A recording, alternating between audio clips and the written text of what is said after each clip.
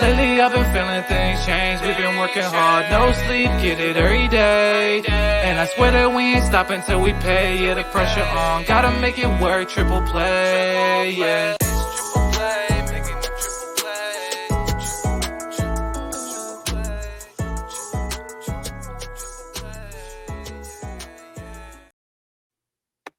This is Triple Play Fantasy Basketball Season 4.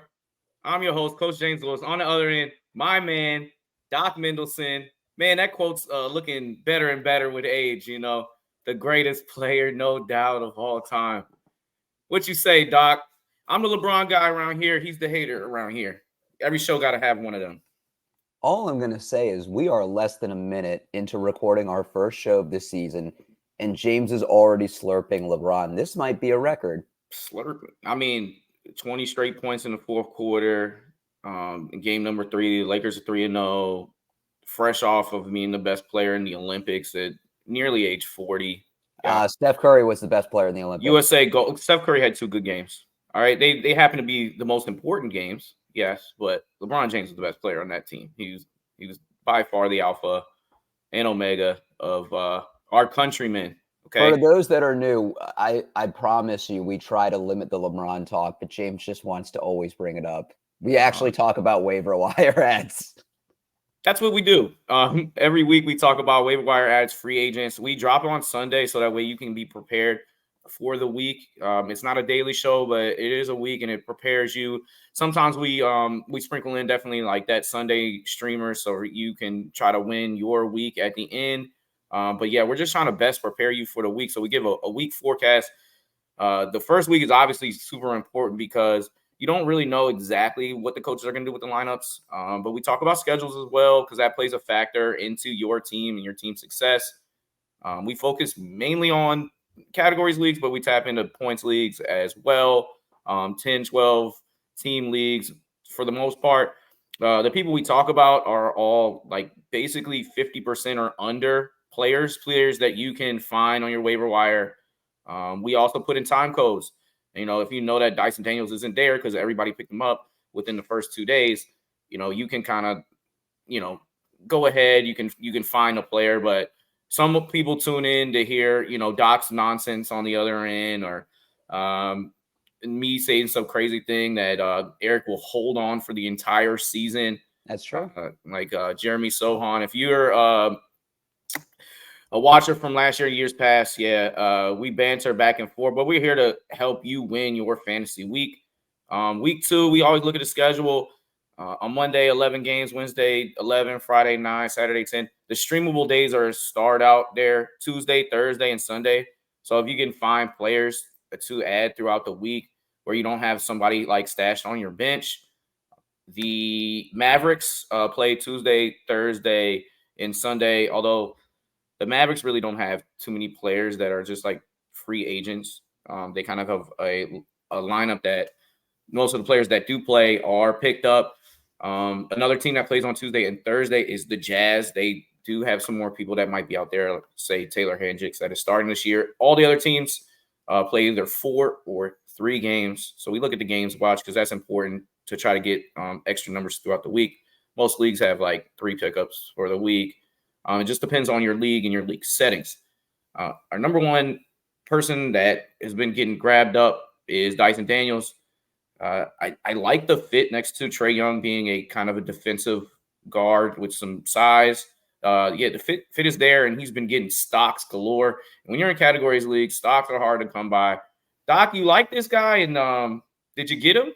Were you able to get ahead of the schedule? I didn't get ahead of him. James, we had talked about him last year playing with the Pelicans. Are you familiar with the Dyson Cleaners, the cleaning company? No, not. You don't know the brand Dyson? Nah. Doesn't What are ring we a going to bell. do with you? But I do like Dyson Daniels. The Hawks, for as much as they have a log jam, it seems like in the front court, I don't think as much in the back court. Remember, DeJounte Murray did move this offseason, so that clears the space for Dyson Daniels, point guard, shooting guard, eligible. James, 5 steals opening night. He is, like you said, stocks galore. He's going to contribute everywhere. And I don't see his role slowing down. I think, like you said, we had him Yeah. number one. If he's in your league, run, don't walk to pick him up.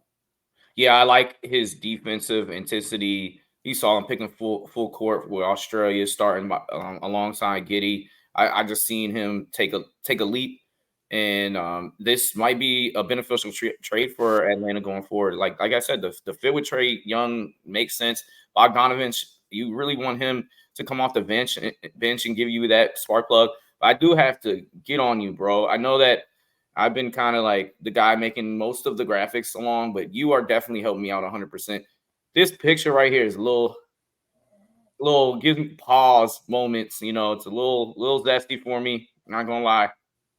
What's zesty about it? Is it the underarm hair? Is it the facial Yeah. expression? I mean, James, he's played 2 games for Atlanta. There's limited photos I can use. He made this face like 2 minutes before Nick Claxton clotheslined him, which was disgusting. I do not approve that. Like, I don't know why he did that. That's messed up. And I don't know what it is about Dyson that gets under other players' skins, but he's definitely one of those guys that get there. But that was uncalled for. Don't clothesline people. It made me not like Nick Claxton a lot more because he's over there smirking on the bench. Yeah, first ejection of the season. Yeah, to one of his other teammates, somebody a dog. This is my guy that I put out there. I happen to get him picked up. 33 minutes per game. Somehow that was going ham in the Olympics. I'm a big Olympic basketball fan. He leads Team Germany every single time, but he's getting more minutes than anyone else on this Brooklyn Nets team. We'll see how this will play out. They're in the trade market, but for right now, assists are hard to come by. And he's going to get some swipes as well, sprinkling some rebounds. I like him as a whole. He's only 37% roster, but he's out there like he's a good get for me. James, how old do you think Dennis Schroder is? He's 29. He's 31. Doesn't it feel like he's been in the league for a while? Yeah. He has been in the league for quite a while. I mean, he's been through different roles, whether it was Atlanta, OKC, when they had that 3-guard lineup with CP3 and Shea. Generational bag fumbler, too, with the Lakers. That we'll never forget. Yeah. I mean, James, I think you hit the nail on the head. He's scoring right now. I think he's the number 2 option behind Cam Thomas, who isn't going to get many assists himself, averaging 6.5 over the first couple games. Good source of threes. I think when he came into the league, he was a limited shooter. He was more of a driver and a dish. And now we're seeing hitting 2.5 threes a game, averaging 33 minutes per game. Like you said, Brooklyn's probably in the trade market. Right now, their season win total on the books is about 17.5. So you figure at a certain point, they're going to move him, and he's probably the most likely candidate since he's not part of their future rebuild. Well, and then you see Ben Simmons hasn't scored double digits yet, and that's kind of the person that he's battling for this point guard position. And he seems like the better option at this moment. We'll move on to somebody getting buckets and taking advantage of, like a smaller guard playing alongside LaMelo Ball, who's maybe the best player in the NBA the first 2 games in the season. I know it's a very small sample size, but he's going off, and you can pair them together, and it's hard to guard these guys. He can really put the ball in the hole, and we saw last year where there was no LaMelo, like he has playmaking ability as well. He sneaks into some rebounds. He can get hot. He closed the first game against Houston in that big comeback win, and there's a lot to like about Trae Young, who is, not 31. He's on Trae Blunder of the season. He gives me Trae Young vibes, I guess. The first blunder of the season. There you go. But yeah, Tre Mann, I wouldn't say he's a necessarily a guaranteed hold, but he's somebody that if you did pick him up, he might hurt you in field goal percentage, but he does get on heaters, and right now he's on one. Yeah, what you didn't mention as well, and first of all, love the 100 emoji tattoo that he has on his right shoulder. That will never get old. Brandon Miller out at least 1 week with a left glute strain. So, even though it's not a direct replacement, it's not a handcuff, those minutes get divvied up. And he played 32 minutes last game against the Heat yesterday. Season high, obviously 3 games in. But early in the season, I like guys that are getting a lot of minutes. And obviously, I don't think you're going to consider or see him drop 24 consistently. But I think from a categories perspective, 4 assists back-to-back games, rebounds 6, 3, and 5. So he's averaging a little over 4 a game. He's given you a steal. So I think ride the wave when it is. But I think when Brandon Miller comes back, Tre Mann is going to be the guy that's hurt most. Side note, there's no way there's referee that's behind him. Like, I remember when I used to be able to identify the referees, and now sometimes it's just a struggle. Who is that guy? There's no way he calls games good. I know like 2 referees, like Scott Foster and Tony Brothers, and I know Tony it's Brothers, neither. Man. It's neither. Right. Moving on. Who's the guy that the really funny ref that did like the that's really animated with calls that's retired? Joey Crawford. Joey Crawford, yeah. Joey Crawford, the guy that challenged Charles Barkley with a foot race. Exactly, yeah. Yep. Yeah, you used to know these guys. Now it's like, I don't know. But someone else that's benefiting off of injury, and Doc is our injury guy. Like he comes in and he knows all about everybody's pinky toe and the exact quadricep muscle that got hurt. I'm a stalker. DeJounte Murray balled out that first game. And he broke his hand. He's out. Those owners that have him, like myself, we're looking for replacement players. And Jordan Hawkins is playing, 28 and a half minutes. And he's going to get you threes. He's going to get you some points and some rebounds. Not going to really provide too much other than that. But if category leagues, especially streaming-wise, he's only 19% rostered, you can maybe win your league's three-pointer for the week. And, he's a viable option in year 2. One thing that is a specialty that is focused on in NBA is shooting, and this kid can really shoot the rock. Yeah. Shout out Montgomery County, Maryland. That's where we're from. And he is a Germantown kid. Seen this kid play in high school, but shout out Jordan Hawkins. He really shoot the hell out of the rock. The Hawk. Caw-caw! I feel like we got to call him something like that. Jayhawk. Rock Chalk Jayhawk. Yeah. What's your take on Jordan Hawkins? I think this is someone that I would stream. Stream. Zion was out the first game and he had 7 rebounds.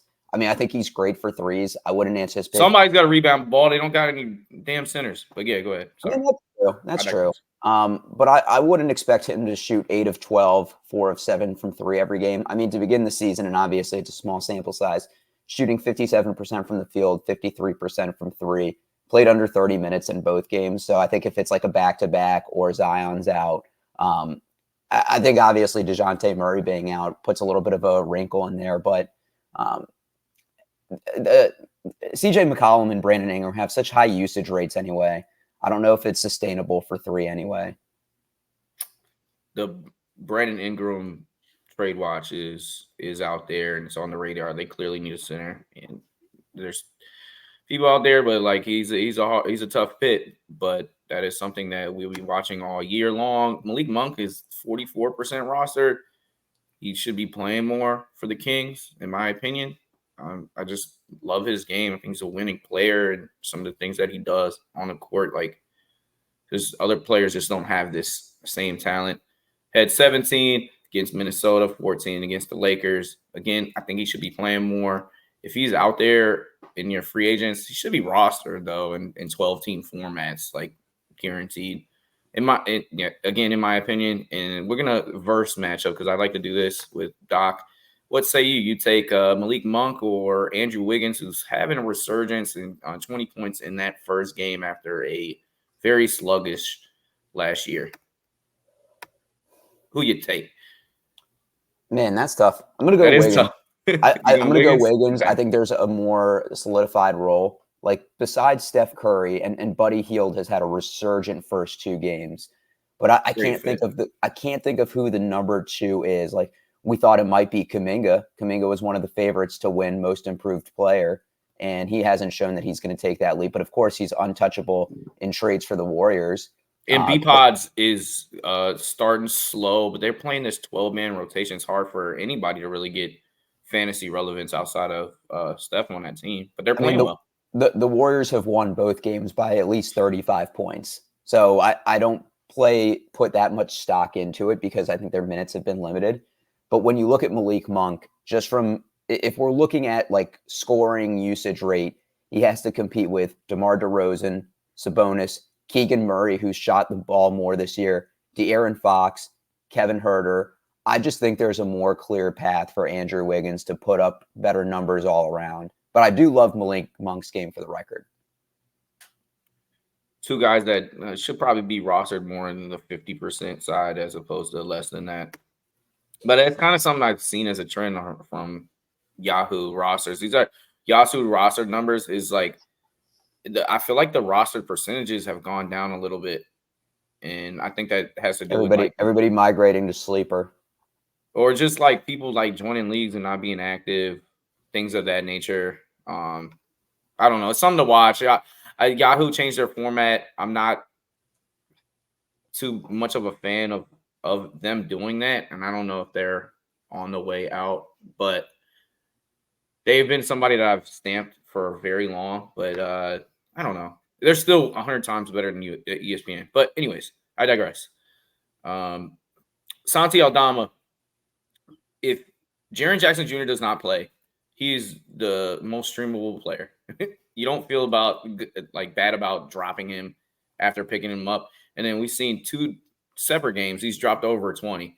And then he sprinkles in all of the other categories. He gets you some threes. He'll sneak in a block and a steal, assist, rebound. So Santi Aldama is he's been this streamable for 3 years now, especially when Jaren Jackson Jr. does not play. And he's having some hammy issues, Doc? Hamstring? Yeah. Well, okay. Jaren Jackson Jr. actually played yesterday against the Magic, and Aldama still had the 22.7 rebounds, 5 assists, 4 threes. He's a very sneaky, under-the-radar player. I would say he's a great DFS guy because I feel like he doesn't get the rostership and the love that he gets. But yeah, I mean, he's had this role for Memphis. If you've been playing fantasy basketball for years, you know exactly what Aldama will provide. Yeah, and he provides some of that stability for the Spain national team. Shout out Santi Aldama making a career for himself in the NBA. Nic Richards, which is Doc has a nickname for this guy, but he's a double machine. Should I say the nickname for him? Do you think Nic Richards will listen to the pod? I don't know, but do you remember it, James? I do. I don't want to say it because it makes me uncomfortable. But go Can ahead. you say it? No, I will not. This is your nickname. Just give me a hint of how many words it is. Big. I mean, it's a small nickname. It's little Nicky Richards. Okay. Was that it? Something like that. Little Nicky Richards, even though he's not little, needs to be rostered more than 22% of leagues. You see the stats on screen, double machine, great field goal percentage, averaging 2 blocks a game. Mark Williams out for the foreseeable future. Remember, he missed almost all of last season with a back issue. And it's not super disappointing. Yeah. And I'm a Mark Williams fan too. And, don't get me wrong. I love watching the Hornets, but they are not transparent about injury status. So we don't know how long Mark Williams will be out, but I would guess it's for the foreseeable future. So Nic Richards should have been picked up even before the season started, but pick him up now. Yeah, he gets you 3 categories, and he shoots a higher field goal percentage, and still super chill and valuable, especially when he's getting you double-digit rebounds and his blocks. Somebody on our radar is a rookie, Yves Missi. This rookie class is going to be historically horrendous. I mean, but they do have some role players. We can't be mad, but none of the rookies are playing more than 25 minutes a game. If this guy gets in that 25-minute range, and right now, it might be a good hold because he swats a bunch of shots and he gets some rebounds. And guess what? New Orleans has no other options here. Yves Missi might be somebody that you want to pick up and hold. Right now, 22.5 minutes per game. But if that goes up even 3 minutes, he's hitting that Nic Richards status with more loss. You know what? And this is the only free ad I'll get or I'll give. FanDuel, first 3 months of NBA League Pass for free. So what did I do? I watched the Pelicans first game. and they were interviewing David Griffin. And by the way, Antonio Daniels, great color commentator, friend of the pod. And they were talking about Yves Missi, and he was saying, like, going into the draft, he was locked in as like their top guy that they were looking for, and somebody that knows his role. They do a high screen and roll with DeJounte Murray. Obviously, he's out now, but just goes to the rim, dunks, rim protector, like knows his role, and that's it. And I love the fact that at a young age they're giving him minutes. 23 and 22 the first couple games. I think that high percentage is going to continue to stay there. James, I was impressed when you had him on the list. I mean, I'm not an idiot. And, I'm a draft guy too. So, like, I always look for a young player. And Kalel Ware, if he does get healthy, he's somebody that he's going to produce even more than if he gets the opportunity. He's a Miami Heat guy. All Miami Heat players that are under the radar do well. Well, Jimmy and Bam are not doing well right now. So, we'll see how that plays out. Caleb Martin, speaking of Miami, he goes to Philly, and he still does similar things. They can't keep him off the court, especially with Paul George out. And right now, he's super streamable. Shooting guard, small forward, eligible, super reliable. He's going to fill up them categories. In his 2 games, 11, 5, and 4, and then 12, 9, and 3 against Toronto and Milwaukee. And Caleb Martin, brotherly love. The city is going to really love this kid. I like what they're doing with the roster outside of Joel Embiid and Maxey. But when Joel Embiid and Paul George are not playing, it becomes the Maxey show. And in that first game, it was very uncharacteristic to watch Maxey just jack up like bad shots. That was one of my takeaways. But Caleb Martin is very safe. We got another safety guy, and I'm going to make you choose again. Is it too early to talk about the condom? I do not think so. You have to mention it. I do teach middle school. So you got to talk about the condoms early, even if, you don't realize it. Dorian Finney-Smith, small forward, power forward, center eligible. You love it. You don't feel bad about cutting him, but he fills up categories as well. What say you? You take Dorian Finney-Smith or Caleb Martin if you're sitting there trying to stream for the week. And for the record, you're not going to stream a Nets player this week because they only have those 2 games. But, just looking forward. Doc, what say you? I mean, you have to pick Caleb Martin while Paul George is out, just from a minutes perspective alone, that he's playing 30-plus any given night. And, I mean, you have it on the screen there, averaging 35.5 over the first couple games. And I love me some condom talk. I love me some Trojan, some of that, Wait, what? Yeah, Trojan's the brand of condom, James. I thought you taught this to your middle schoolers.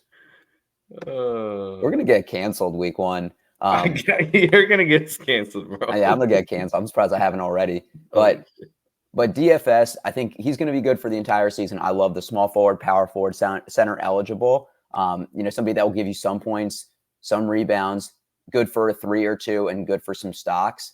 But you got to go, especially early in the season, you have to go with the guys that are getting minutes. And Philly signed Paul George to a max contract. They're not going to rush him back. So I think at least for another week or 2, we're going to see the Caleb Martin show as, the second, third option in Philly. I hate to transition to this. And then when you said Trojan, I was like, is he talking about USC? And we know that Dorian Finney-Smith went to Florida. I mean, James, it's like you're a middle schooler yourself not knowing that brand. That's like the most popular brand. No, I know it, but I didn't know that you were going to go to that point. Speaking of, Gradey Dick, 20% roster. He will get you points. He'll get you some threes, sprinkle on some other things. 28 minutes per game. I'm not saying pick him up, but he is somebody I would put on my watch list if continues to get this playing time and starts producing in other areas. But so far in his NBA career, we have not seen that as far as all the categories are concerned. Are you a fan of Gradey Dick, or is he sticking to your watch list? James, I feel like I've done enough to unhinge stuff this episode, so I'm just going to keep this one PG. You talk about the condom talk to the dick talk. It's well, I was gonna ask if you like dick. What? Bro, pause. You canceled us. It's okay. We're canceled.